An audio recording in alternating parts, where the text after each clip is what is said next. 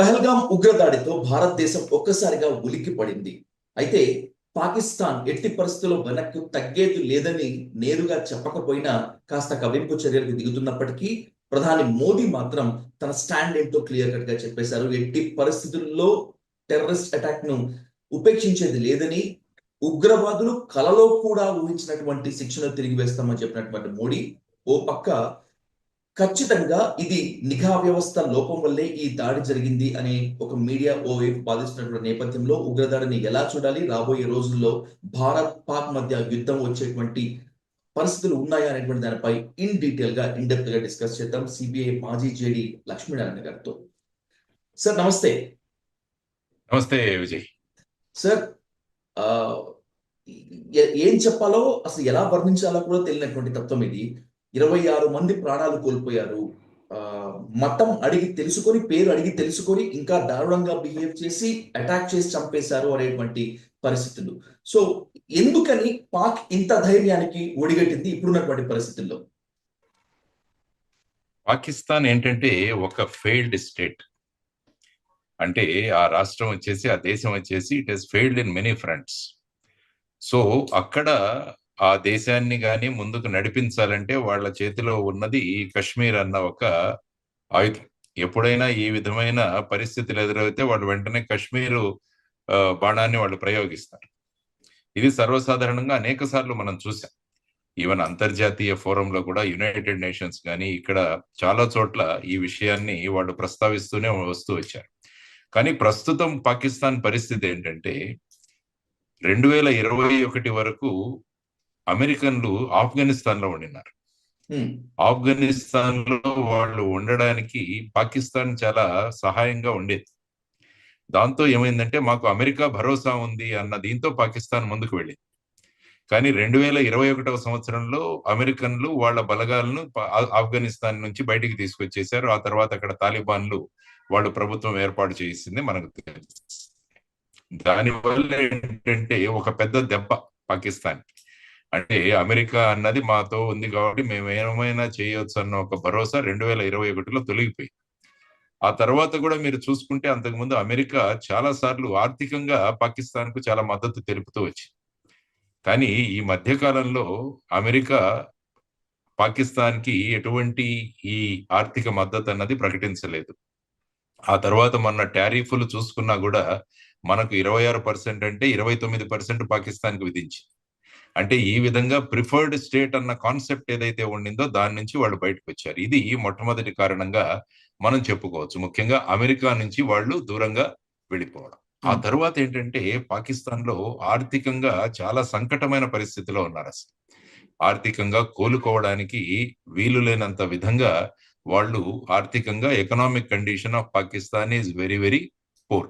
ఆ తర్వాత ఏంటంటే గల్ఫ్ కంట్రీస్ ఏవైతే ఉన్నాయో, సౌదీ అరేబియా కావచ్చు, మిగతా దేశాలు ఏవైనా, ఇంతకు ముందు వారు కూడా పాకిస్తాన్ కు సహాయం చేస్తుండేవాళ్ళు ఆర్థికంగా వాళ్ళు బయటికి రావడానికి. కానీ ఈ మధ్య కాలంలో చూసుకుంటే గల్ఫ్ దేశాల నుంచి కూడా పాకిస్తాన్ కు సహాయం అన్నది తగ్గిపోయింది. దానితో పాటు భారతదేశం గల్ఫ్ దేశాలతో వాళ్ళ సంబంధాలు బ్రహ్మాండంగా పెరిగాయి. నరేంద్ర మోడీ గారు ఇప్పుడు మనం చూసుకుంటే ఈ సంఘటన, పెహల్గావ్ అత్యంత ఘోరమైన సంఘటన ఏదైతే జరిగిందో, ఏహ్యమైన సంఘటన, మానవాళి మొత్తం తల వంచుకునే సంఘటన ఏదైతే ఉందో అది జరుగుతున్నప్పుడు నరేంద్ర మోడీ గారు సౌదీ అరేబియాలోనే ఉన్నారు. అంటే ఒక పక్క పాకిస్తాన్ కు ఈ దేశాల నుంచి మద్దతు తగ్గుతుంటే ఇంకొక వైపు భారతదేశానికి మద్దతు పెరగడం, ఇది కూడా వాళ్లకు ఒక పెద్ద అది వాళ్ళు సహించలేని చర్యగా వారందరూ కూడా అనుకుంటున్నారు. ఆ తరువాత ఏంటంటే ముఖ్యంగా చైనా కూడా ఇంతకు ముందు పాకిస్తాన్ తో చాలా దగ్గరగా ఉండేది. చైనా వాళ్ళు బెల్ట్ అండ్ రోడ్ ఇనిషియేటివ్ అని చెప్పేసి ఒకటి, BRI అని చెప్పేసి ఒకటి చేశారు. అందులో పాకిస్తాన్ లో కూడా చాలా పెట్టుబడులు వాళ్ళు పెట్టారు.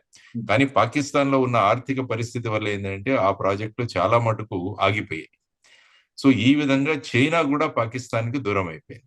అందువల్ల మీరు దౌత్యపరంగా చూసుకుంటే పాకిస్తాన్ క్రమక్రమంగా మిగతా దేశాలకు దూరంగా వెళ్ళిపోవడం జరిగింది. ఇదొకటి. అదే క్రమంలో భారతదేశం ఈ దేశాలకు దగ్గరవుతూ భారతదేశం ఆర్థికంగా కూడా ముందుకు వెళ్ళడం మనము చూస్తున్నాం. ఆ తర్వాత తాలిబాన్లు ఎవరైతే ఉన్నారో ఆఫ్ఘనిస్తాన్ లో, వాళ్ళు పాకిస్తాన్ ను చాలా పెద్ద పెట్టున వాళ్ళు మద్దతు ప్రకటిస్తారు అని పాకిస్తాన్ అనుకుంది. కానీ మీరు యాక్చువల్ గా చూసుకుంటే తాలిబాన్ సరిహద్దుల్లో కూడా, ఆఫ్ఘనిస్తాన్ సరిహద్దుల్లో కూడా అక్కడ కూడా పాకిస్తాన్ మీద చాలా చర్యలు జరిగాయి. సో ఈ విధంగా పాకిస్తాన్ ఒక ఏకాకిగా మారిపోతున్న సందర్భం. ఏకాకిగా మారిపోతున్న ఈ సందర్భంలో ఏం చేయాలి అన్నది, సపోజ్ మీరు ఇరాన్ తీసుకున్నా కూడా పాకిస్తాన్ కు ఇరాన్ కు బార్డర్ ఉంది. అక్కడ కూడా తీసుకుంటే అక్కడ కూడా కొన్ని సంఘటనలు జరిగాయి. సో ఈ విధమైన అన్ని పరిస్థితులలో పాకిస్తాన్ ఆ విధంగా ఉండడం వల్ల ఆ తర్వాత ఏమైందంటే జైషే మహమ్మద్ తర్వాత లష్కర్ ఈ తైబా, ఈ రెండు కూడా ప్రధానమైన టెర్రరిస్ట్ ఆర్గనైజేషన్.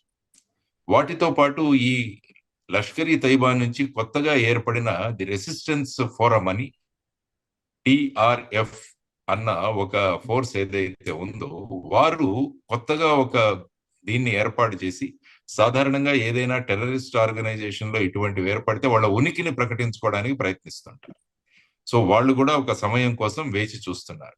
ఆ తరువాత ఏమైందంటే ఇప్పుడు ముఖ్యంగా పాకిస్తాన్ ఆర్మీ జనరల్ ఎవరైతే ఉన్నారో ఆయన మీరు చూసుకుంటే మునీర్ అని, ఆయన ఇంతకు ముందు పాకిస్తాన్ ఇంటెలిజెన్స్ ఏజెన్సీ అయిన ఐఎస్ఐ, ఇంటర్ సర్వీసెస్ ఇంటెలిజెన్స్ దానికి ప్రముఖులుగా ఉండేవారు. ఆయన ఇప్పుడు ఈ పాకిస్తాన్ జనరల్ గా ఆయన మారారు. సాధారణంగా మీరు పాకిస్తాన్ చరిత్ర చూసుకుంటే అక్కడ జనరల్స్ ప్రెసిడెంట్ గా అవుతుంటారు సాధారణంగా. వాళ్ళు ప్రజాస్వామ్యం పట్ల విలువలు చాలా తక్కువ. ప్రజాస్వామ్య ప్రభుత్వాలను కూలదోసి ఎప్పుడు కూడా ఆర్మీ అక్కడ సత్తా నడిపించడానికి ముందుంటారు. కాబట్టి ఇప్పుడు ఉన్న లిస్ట్ లో ఈ మునీర్ అన్న అతను కూడా ఒక లిస్ట్ లో ఉన్నాడు. కాబట్టి ఎలాగైనా తనకు మద్దతు సంపాదించుకోవాలన్నది కూడా ఒక గేమ్ ప్లాన్. అందుకనే మొన్న ఏప్రిల్ 15న ఒక కన్వెన్షన్ లో ఆయన మళ్ళా టూ నేషన్ థియరీ గురించి మాట్లాడడం మొదలుపెట్టాడు. భారతదేశం యొక్క మతము, మా మతము వేరు, భారతదేశ సంప్రదాయాలు వేరు, భారతదేశ ఆచార వ్యవహారాలు వేరు, భారతదేశ ఆలోచన విధానం వేరు, ఇవన్నీ వేరు కాబట్టి మేము రెండు దేశాలుగా ఏర్పడ్డాం, ఇప్పుడు ఒక దేశం అన్నది ప్రశ్నే లేదు అని చెప్పేసి ఆయన చెప్పాడు. సో ఈ విధమైన మాటలు ఆయన ఏప్రిల్ 15న మాట్లాడడం జరిగింది. ఆ తరువాత ఏమైందంటే American vice president JD Vance ఆయన భారతదేశ పర్యటన, ఇది కూడా చాలా ముఖ్యమైన అంశం. ఇంతకు ముందు ఎలాగుండేదంటే ఇటు నుంచి వచ్చిన వాళ్ళు అటువైపు కూడా వెళ్ళేవాళ్ళు, అటు ముగించుకొని ఇటు వచ్చేవాళ్ళు. సో ఇటువంటివి మనం చరిత్రలో చూస్తే జరిగిన అంశాలు. కానీ ఈసారి జేడి వ్యాన్స్ గారి పర్యటనలో అసలు పాకిస్తాన్ ప్రస్తావనే లేదు. అంటే ఏమైందంటే భారతదేశానికి ఇంత ప్రాధాన్యత దొరుకుతుంది అన్న దీంట్లో వాళ్ళు ఈ విధంగా ఏదైనా చెయ్యాలి. తర్వాత జనరల్ మునీర్ మాట్లాడిన మాటలకు వెంటనే ఈ టెర్రరిస్ట్ ఆర్గనైజేషన్ అనేవి వాళ్ళు స్పందిస్తూ ఉంటారు. మామూలుగా మీరు గత చరిత్ర చూసుకున్నా కూడా మనం ఒక పక్క నుంచి పాకిస్తాన్ తో సత్సంబంధాలు ఉండాలని ఎప్పటి నుంచో ప్రయత్నాలు చేస్తున్నారు. అటల్ బిహారీ వాజ్పేయి గారు కూడా నవాజ్ షరీఫ్ ఉన్నప్పుడు అక్కడికి వెళ్ళి బస్సులో వెళ్ళి వాళ్ళ బార్డర్ లో కలిసి ప్రారంభించడం కూడా జరిగింది, బస్ సర్వీస్. ఆ తర్వాత వాళ్ళు ఒకవైపు మనం ఈ విధంగా పాకిస్తాన్ తో ముందుకు వెళదామని ఆలోచిస్తున్న సమయంలో వాళ్ళు అక్కడ కార్గిల్ వైపు వాళ్ళు అడుగులు వేస్తూ ఉన్నారు. కాబట్టి ఈ మోసపూరితమైన ధోరణి ఏదైతే ఉందో అది ఎప్పుడు ఉంది. అందుకనే భారతదేశం ఎప్పుడు కూడా ఏమంటుందంటే, భారతదేశం ఖీర్ మాంగేతో హమ్ ఖీర్ దేంగే, కశ్మీర్ మాంగేతో హమ్ చీర్ దేంగే అంటారు అనమాట. మీరు మంచి సంబంధాలు పెట్టుకోవడానికి వస్తే మీరు పాయసం అడిగితే మేము పాయసం ఇస్తాం, కానీ కశ్మీర్ వస్తే మిమ్మల్ని చీల్చేస్తాం అన్నది మన యొక్క ధోరణి. సో ఆ విధమైన ధోరణితో వెళుతూ ఉంటాం. ఎందుకంటే ఎప్పుడు కూడా భారతదేశం యుద్ధాన్ని కోరుకోదు. భారతదేశం ఎక్కడ కూడా ఏ భూభాగాన్ని కూడా ఆక్యుపై చేసుకోదు. అది భారతదేశం యొక్క ధోరణి. సో వీళ్ళు ఎప్పుడు కూడా ఈ కశ్మీర్ అన్న పేరుతో ఒక దీన్ని, ఎందుకంటే మునీర్ మళ్ళా ఏమన్నారంటే మన గుండెకు ఏ విధంగా మెదడు నుంచి తర్వాత మెడ నుంచి రక్త సరఫరా జరిగితే జుగ్లర్ వీన్ అని ఉంటాం. కాబట్టి ఆయన మాట్లాడింది ఏంటంటే కశ్మీర్ కూడా మాకు అలాంటిది అన్నది కూడా ఆయన మాట్లాడాడు. అంటే ఆయన మాటలు చూస్తుంటే కశ్మీర్ అన్నదాన్ని మళ్ళా ప్రేరేపిస్తుంటే, అప్పుడు ఏంటంటే ఆయన పదాలను తీసుకుని ఈ ఉగ్రవాదులు ఎవరైతే ఉన్నారో వాళ్ళు, ఎందుకంటే ముఖ్యంగా పాకిస్తాన్ కు ఆర్టికల్ 370 తీసేసి కశ్మీర్కు ప్రత్యేక హోదా తీసేసి కశ్మీర్ యొక్క డెవలప్మెంట్ ఏదైతే ఉందో వీటికి ప్రస్తుత ప్రభుత్వం తీసుకున్న చర్యలు ఆగస్టు 5, 2019న మన దీన్ని తీసేశారు, ఆర్టికల్ 370. ఆ తర్వాత కశ్మీర్లో 2 కేంద్రపాలిత ప్రాంతాలను తీసుకురావడం, కశ్మీర్లో టూరిజం డెవలప్ అవ్వడం, కశ్మీర్ ఆర్థికంగా అభివృద్ధి చెందడం, ఇవన్నీ కూడా చూస్తుంటే పాకిస్తాన్కి ఏమైందంటే అసలు మా ప్రస్తావనే లేదు, మమ్మల్ని అసలు పట్టించుకునే లేదు, అయినా కూడా భారతదేశం ఇంత ధైర్యంగా ముందుకు వెళుతోంది అన్న ధోరణిలో వాళ్ళు ఎప్పుడూ అసూయ చెందుతూనే ఉంటారు. ఎందుకంటే ఇంతకు ముందు చూసుకుంటే కశ్మీర్ అనగానే పాకిస్తాన్ వాళ్ళ ప్రతిక్రియ ఎలా ఉంటుందో అన్నది కూడా చూస్తూ ఉండేది. కానీ ఇప్పుడు నరేంద్ర మోడీ గారి నాయకత్వంలో కశ్మీర్ను మనం బ్రహ్మాండంగా అభివృద్ధి చేయాలి, కాబట్టి దాన్ని ముఖ్యంగా ఆర్టికల్ 370 వల్ల అది వెనకబడిపోతుంది అన్న ఉద్దేశంతో 370ని తీసివేయడం జరిగింది. ఎన్నికలు కూడా సక్రమంగా నిర్వహించడం జరిగింది. అక్కడ ప్రజలు కోరుకుంటున్నట్టు నేషనల్ కాన్ఫరెన్స్ ప్రభుత్వం వచ్చింది. తర్వాత మీరు ముఖ్యంగా చూసుకుంటే పెట్టుబడులు కూడా విపరీతంగా పెరిగాయి కశ్మీర్లో. చాలా మంది పెట్టుబడులు పెట్టడం మొదలు పెట్టారు. తర్వాత టూరిజం సంఖ్య కూడా పెరిగింది. అంటే పాకిస్తాన్కి ఏమైందంటే ఇక మన ఇన్వాల్వ్మెంట్, మన యొక్క ఏమాత్రం ప్రభావం ఆ రాష్ట్రంలో లేదు అన్న ఒక ధోరణికి వచ్చేసాం. సో ఇప్పుడు ఈ ప్రాంతంలో మేము కూడా ఉన్నాము అని మా ఉనికిని చాటుకోవడానికి విశ్వ ప్రయత్నాలు చేసుకుంటోంది పాకిస్తాన్. అంటే జనరల్ మునీర్ మాట్లాడిన విషయాలు కానీ, ఆయన చేసిన ప్రకటనలు కానీ, ఇప్పుడు ఇది పట్టుకొని వీడు ఈ విధంగా పెహల్గావ్లో జరిగిన సంఘటన చాలా అత్యంత ఘోరమైన సంఘటన. మీరు యాక్చువల్గా 2001 సార్, భారత్ పవర్ ఏంటో పాకిస్తాన్ కి క్లియర్ కట్ గా తెలుసు. భారత్ ను టచ్ చేసి వదిలితే ఎట్టి పరిస్థితుల్లో కూడా వాళ్ళు వెనకాడరు అని చెప్పి. అయితే ఇది కవింపు చర్య, లేకపోతే మేము ఉన్నాము అని చెప్పి ఉనికిని చాటుకోవడానికే చేసిందని చెప్పి అనుకోవాలా, లేకపోతే కశ్మీర్ పై వాళ్ళు ఇంకా పట్టు వీడలేదు, ఎట్టి పరిస్థితుల్లో కశ్మీర్ ని చేజిక్కించుకోవాల్సినటువంటి పంతంతో పాకిస్తాన్ ఉంది అని అనుకోవాలా? ఇదేంటంటే ఒక డెస్పరేట్ స్టెప్ అంటాం మనం. ఇంకా ఏమీ లేదు, ఏదో ఒకటి మా ఉనికిని తేల్చుకోవాలి, లేకుంటే అసలు మేము ఉన్నామా లేదా అన్నది కూడా ప్రభుత్వం ప్రపంచమే పట్టించుకోవట్లేదు అన్న ధోరణిలో వెళుతోంది. దానితో ఈ ఏషియా ఖండంలో మేము కూడా ఉన్నాము అన్న ఉనికిని చూపించుకోవడం ఒకటి. దానికి వాళ్ళ దగ్గర ఉన్న ఒకే ఒక అస్త్రం కశ్మీర్. సో ఈ కశ్మీర్ని ఏ విధంగా చేద్దాం, ఎందుకంటే వాళ్ళకి తెలుసు 2019 ఫిబ్రవరి 14న పుల్వామాలో మన సిఆర్పిఎఫ్ మీద వాళ్ళు దాడులు చేయడం జరిగింది. అందులో 40 మంది సిఆర్పిఎఫ్ వారు షహీద్ అయ్యారు. మనకందరికి కూడా వాళ్ళు మన దేశం కోసం వాళ్ళు అశువులు బాశారు.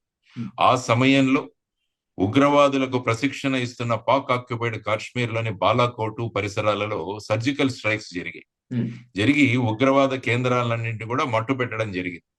ఆ తరువాత మీరు చూసుకుంటే సంఘటనలు పెద్దగా లేవు. మీరు పాకిస్తాన్ ఆర్మీ టెర్రరిస్టులు భారతదేశం యొక్క పబ్లిక్ మీద చేసిన దాడులు మీరు చూసుకుంటే 2000 నుంచి ఒకసారి అనలైజ్ చేస్తే అవి వచ్చే 2001 ముఖ్యంగా కార్గిల్ యుద్ధం తర్వాత 2 ప్రధానమైన ఘట్టాలు జరిగాయి. ఒక దాంట్లో 36 మంది, ఇంకొక చోట 28 మంది వాళ్ళు కామన్ పబ్లిక్ ని వాళ్ళు కాల్చివేయడం జరిగింది. తర్వాత అమర్నాథ్ యాత్ర ఎప్పుడెప్పుడు జరుగుతున్నా కూడా అప్పుడు కూడా వాళ్ళ ఉనికిని చాటుకోవడానికి అమర్నాథ్ యాత్రికుల పైన కూడా వాళ్ళు కాల్పులు జరగడం అన్నది మనం చూసాం.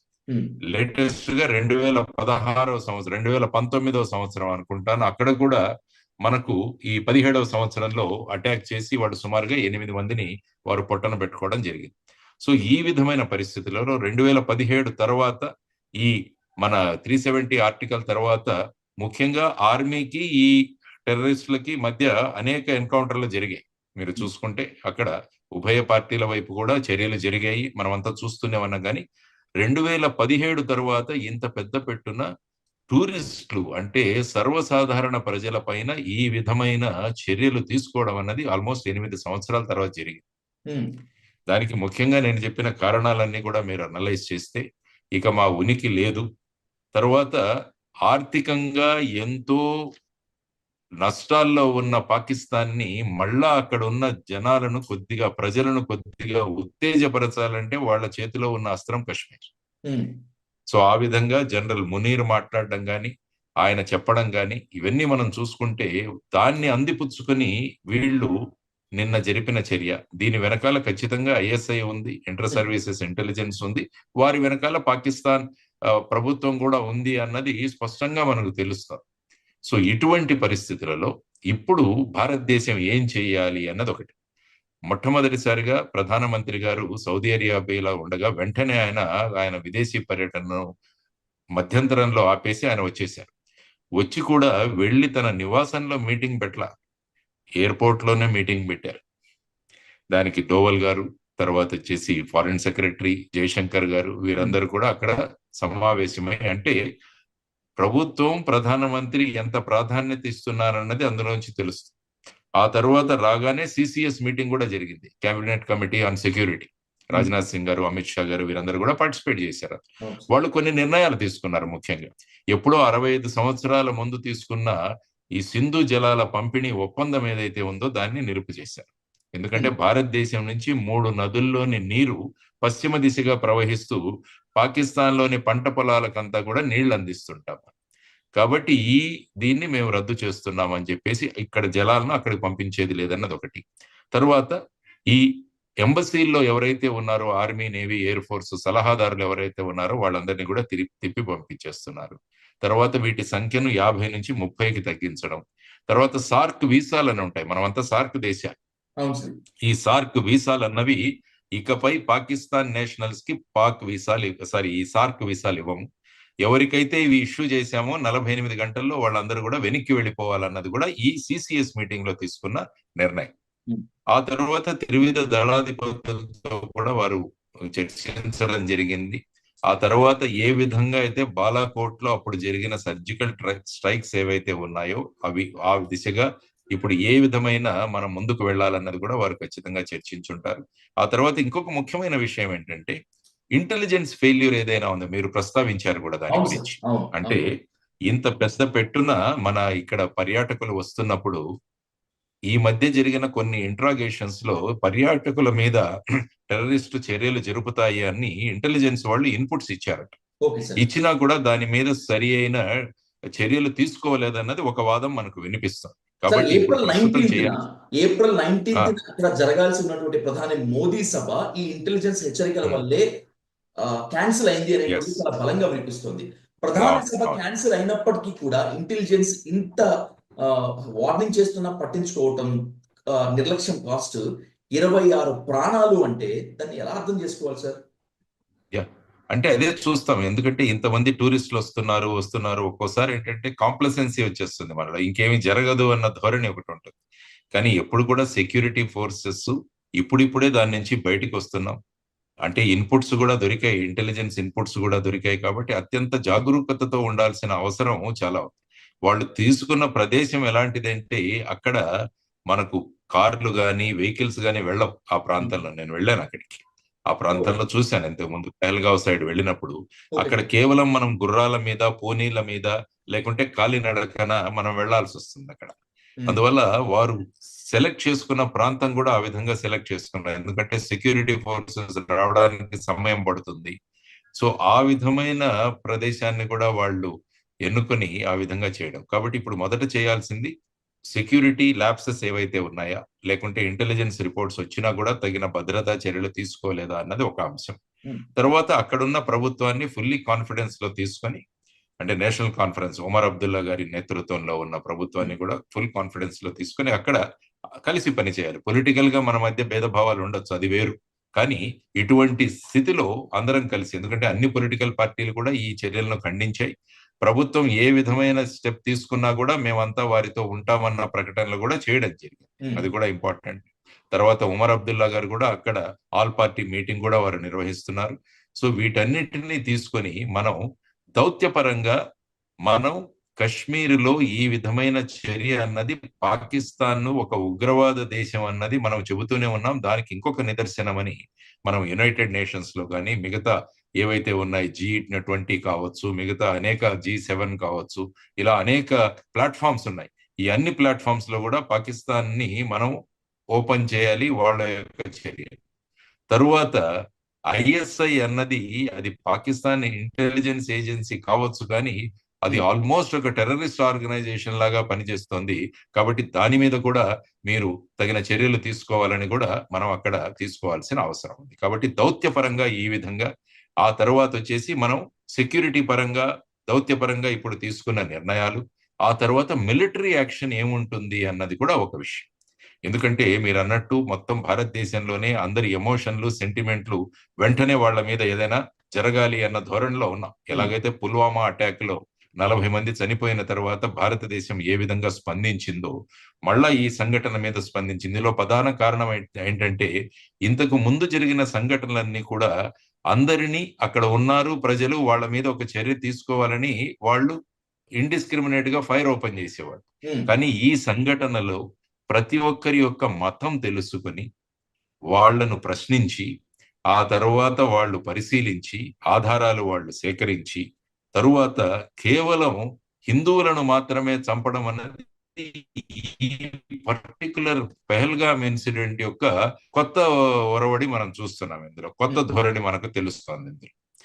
కాబట్టి ఈ విధంగా ఒక ఆలోచనతో వాళ్ళు వచ్చి భారతదేశంలో ఈ విధంగా చేయాలి అన్న ఒక భావన ఇందులో ఇంకా కరుడు గట్టిన వాళ్ళ ఆలోచనలు ఈ సంఘటనలో మనకు స్పష్టమయ్యాయి. సో ఇటువంటి పరిస్థితుల్లో మనం ఏం చేయాలి చర్యలు అన్నది ప్రభుత్వం ఆలోచిస్తుంది. ముఖ్యంగా ఈ టెర్రరిస్ట్ ఆర్గనైజేషన్స్ ఏవైతే ఉన్నాయో వాటన్నిటి మీద వెంటనే చర్యలు అవసరం అన్నది ప్రగాఢంగా అందరూ చెబుతున్న విషయం. ఎందుకంటే వీళ్లను తర్వాత వచ్చేసి నీళ్లను ఆపాము. అందుకనే 2016లో ఒకసారి మోడీ గారు అన్నారు, ఖూన్ ఔర్ పానీ సాత్ మే నహీ రేగా. ఒకవైపు నీళ్లు, ఇంకొక వైపు రక్తం, ఈ రెండు కూడా పక్క పక్కన ఉండవు అని ఆయన అన్నారు. ఇప్పుడు అందుకనే పానీ నీళ్లను ఆఫ్ చేశారు, నీళ్లను ఆఫ్ చేశారు. కాబట్టి తరువాత చర్యలు ఏం చేస్తారు అన్నది కూడా మనం అందరం కూడా వేచి చూస్తున్నాం. అనుభవం ఉన్న నేత 10 సంవత్సరాలు వారు పూర్తి చేశారు. ఇప్పుడు నెక్స్ట్ టర్మ్ లో వారు అడుగు పెట్టారు. కాబట్టి తరువాత ప్రపంచ దేశాల యొక్క భారతదేశం పట్ల ఉన్న అభిప్రాయాలను కూడా ఆయన చాలా చక్కగా ముందుకు తీసుకువెళ్లారు. యాక్చువల్ గా మన దౌత్య సంబంధాలు తీసుకుంటే గత 10 సంవత్సరాలుగా మన దౌత్య సంబంధాలు చాలా పెరిగి, మోడీ గారు మోస్ట్లీ ఆయన పర్యటనలో ఉంటారు.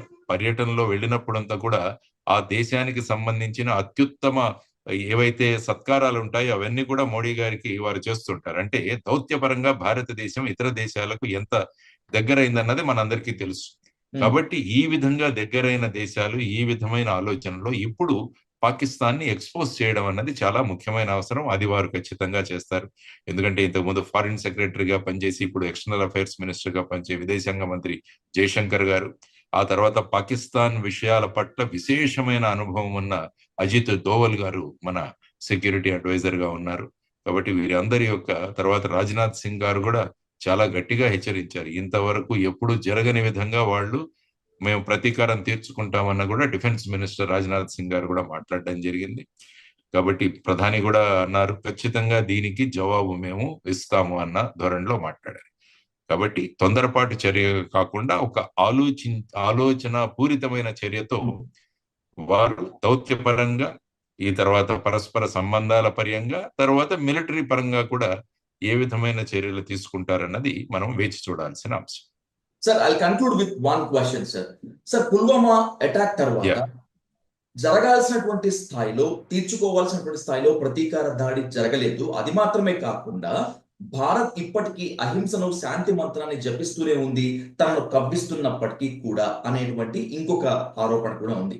పాకిస్తాన్ పై భారత్ లేనిపోని సాఫ్ట్ కార్నర్ ప్రదర్శించడం వల్లే పాకిస్తాన్ ఈ విధంగా రెచ్చిపోతుందా? ఒకవేళ రాబోయే రోజుల్లో, అంటే పెహల్గాం దాడిని బేస్ చేసుకొని భారత్ మరింత కఠినంగా గనక వ్యవహరిస్తే పాకిస్తాన్ భవిష్యత్తులో భారత్ జోలికి వచ్చేటువంటి ఛాన్స్ ఉండదా? పాకిస్తాన్ ఎప్పుడు కూడా భారతదేశానికి డైరెక్ట్ గా ఏమీ చేయలేదు.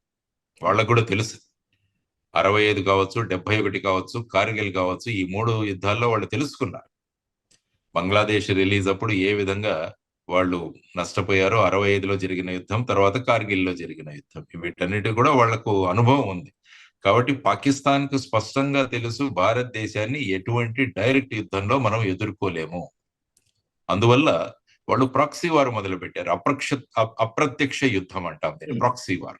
అంటే దాంట్లో ఏం చేయడం అంటే ఈ విధమైన టెర్రరిస్ట్ ఆర్గనైజేషన్లు ప్రోత్సాహం ఇవ్వడం, వారి ద్వారా వెళ్లి భారతదేశంలో నష్టాన్ని కలుగజేయడం. ఇది నెంబర్ 1. నెంబర్ 2 వచ్చేసి నార్కో టెర్రరిజం ప్రభావితం చేయడం. అంటే నార్కోటిక్ డ్రగ్స్, మాదక ద్రవ్యాలన్నవి భారతదేశంలోకి ప్రవేశపెట్టి ఇక్కడ యువతరాన్ని నిర్వీర్యం చేయాలన్నది రెండవ ఎత్తు. ఇప్పుడు యాక్చువల్ గా ఈ రోజు నిన్న ఎన్ఐఏ వాళ్ళు కూడా కోర్టులో చెప్పడం జరిగింది. ముందరాలో ఏదైతే పెద్ద పెట్టున మనకు 3,000 కోట్ల రూపాయలు చేసే మాదక ద్రవ్యాలు ఏవైతే దొరికాయో అవన్నీ కూడా పాకిస్తాన్ ద్వారా ఈ నార్కో ఫండ్స్ వాళ్ళు కలెక్ట్ చేయడానికి చేసిన ప్రభావం అని వాళ్ళు చెప్పడం జరిగింది. మూడవది వచ్చేసి ఫేక్ కరెన్సీని వాళ్ళు తయారు చేసి భారతదేశ ఎకనామిక్ సిస్టమ్ లో ప్రవేశపెడుతుంటారు.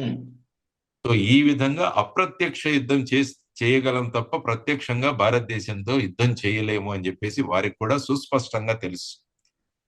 అంటే ఇప్పుడు కూడా అమెరికన్ సపోర్ట్ కూడా లేదు, అమెరికన్లు కూడా చాలా దూరం అయిపోయారు. కాబట్టి ఇటువంటి పరిస్థితులలో ఇక ప్రత్యక్ష యుద్ధం అన్నది పాకిస్తాన్ ఆలోచన కూడా చేయలేరు. ఇప్పుడు భారతదేశం మీరు అన్నట్టు పుల్వామా తర్వాత బాలాకోట్ ఇతర ప్రదేశాల్లో సర్జికల్ స్ట్రైక్స్ జరిగాయి. చాలా పెద్ద ఎత్తున ఈ ట్రైనింగ్ సెంటర్స్ ఏవైతే ఉన్నాయో వాటన్నింటినీ కూడా నష్టం కలిగించింది. జనరల్ గా ఎలా ఉంటుందంటే ఈ గెరిల్లా వార్ఫేర్ లో మన ఎదుటి వ్యక్తి బలంగా ఉన్నప్పుడు వీళ్ళంతా కూడా సర్దుకుంటారు, ఎక్కడికో వెళ్ళి దాక్కుంటారు. ఆ తర్వాత అదును చూసి ఎక్కడైనా ఏ విధమైన కాంప్లసెన్సీ వస్తుందా, ఏదైనా కొద్దిగా సెక్యూరిటీ ఫోర్సెస్ కొద్దిగా ఇప్పుడు ఏం జరగదు అన్న ధోరణి ఎప్పుడైనా వస్తుందా అని ఆ సమయం కోసం మీరు చూస్తుంటారు. ఆ సమయం ఆసన్నమైనప్పుడు తర్వాత అక్కడ ఈ జనరల్ మునీర్ యొక్క వ్యాఖ్యలు వీటన్నిటినీ కలిపి ముఖ్యంగా జేడి వ్యాన్స్ విజిట్ ఒకటి పాకిస్తాన్ కు పెద్ద సహించదు. ఎందుకంటే ఇప్పుడే ఏర్పడింది అక్కడ ప్రభుత్వం. వెంటనే వైస్ ప్రెసిడెంట్ లాంటి వ్యక్తి ఇక్కడికి వచ్చి విజిట్ చేయడం, తర్వాత మా గురించి అసలు పట్టించుకోకపోవడం, ఇవన్నీ కూడా వాళ్ళ కంటకింపుగా తగిలి ఏదో ఒకటి మనం చేయాలన్న దృష్టిలో చేసిన సంఘటన. కాబట్టి ఎప్పుడు కూడా భారతదేశం యుద్ధం అన్నది కోరుకోదు. నేను చెప్పినట్టు భారతదేశం ఎప్పుడూ కూడా ఇతర భూభాగాలను ఆక్యుపై చేసుకోదు. కానీ ప్రస్తుతం వినిపిస్తున్నది ఏంటంటే భారతదేశం పాక్ ఆక్యుపైడ్ కాశ్మీర్ పిఓకే ఏదైతే ఉంటుందో దాని విలీనంతోనే అఖండ భారతం అవుతుంది అన్నది ఒక కాన్సెప్ట్ నడుస్తుంది. కాబట్టి ఇప్పుడు అందరూ అనుకుంటున్నది ఏంటంటే ఈసారి పిఓకే మీద భారతదేశం ముందుకు వెళ్ళి దాన్ని కూడా భారత భూభాగంలో ఏదైతే అన్యాయంగా మన దగ్గర నుంచి తీసివేసిన ప్రాంతం ఉందో ఆ ప్రాంతాన్ని మళ్ళా తిరిగి తెచ్చుకుంటారన్నది ఒకటి చర్చ నడుస్తుంది. కాబట్టి వేచి చూద్దాం ఏ విధమైన చర్యలు తీసుకుంటారో. కాబట్టి ప్రధానమంత్రి, హోంమంత్రి గారు మాట్లాడిన మాటలు, వాళ్ళు ఇచ్చిన స్టేట్మెంట్స్ చూస్తే ఖచ్చితంగా భారతదేశం ఒక నిర్దిష్టమైన వ్యూహంతోనే ముందుకు వెళుతుంది అన్నది మనం వారి దగ్గర నుంచి మనం ఆశించవచ్చు అన్నది నా అభిప్రాయం. Sir, thank you so much Lakshminarayana గారు. ఈ హెక్టిక్ షెడ్యూల్ లో కూడా ఈ డైట్ న్యూస్ కోసం టైం కేటాయించినందుకు thank you so much sir. ధన్యవాదాలు. Thank you. నమస్తే.